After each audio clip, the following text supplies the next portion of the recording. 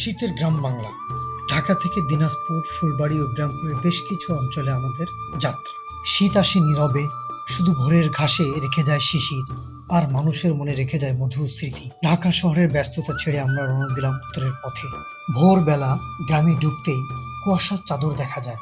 খেজুর গাছের নিচে হাড়িতে পড়ে টাটকা রস, শীতের সবচেয়ে বড় উপহার। কুয়াশা ভেজা ভোরে সূর্য ওঠে লাজুক, মাটির গন্ধে জেগে ওঠে প্রাণ। কাঁচা রাস্তা, তাল খেজুরের ছায়া, ডাক দেয় গরু, ডাকে রাখাল বালক। পুকুর ঘাটে কলসি কাঁধে হাসির ঢেউ, সাদামাটা জীবন তবু শান্তির মালা। ট্রাক্টরের চাকার ঘূর্ণনে কাঁপে মাটি, রোদে ঝলমল ঘামে ভেজা কৃষক। লাঙলের দাগে জাগে নতুন স্বপ্ন, বীজ বুনে আসা সোনালে আগামীর।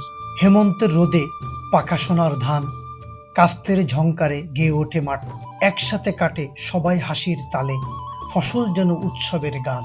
গরুর পায়ে কখনো মেশিনের ঘূর্ণিতে ধান ঝরে পড়ে খড়ের বুক থেকে।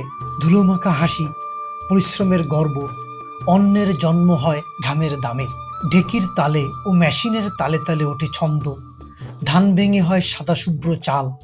মায়ের কপালে ঘাম, চোখে তৃপ্তি, চালের দানায় জল জল সুখ। নতুন চালের গন্ধে ভরে ওঠে উঠান, পিঠাপুলির ধোঁয়ায় কুয়াশা মেশে। হাসি আনন্দে গায় গ্রাম বাংলার গান, প্রকৃতি আর মানুষের মিলন মেলা। বলছিলাম, এভাবেই দিনাজপুরের মাটি থেকে উঠে আসে কর্মযোগ্য জীবন চালিকা, প্রকৃতির কোলে জন্ম নেয় এক অনন্ত কাব্য।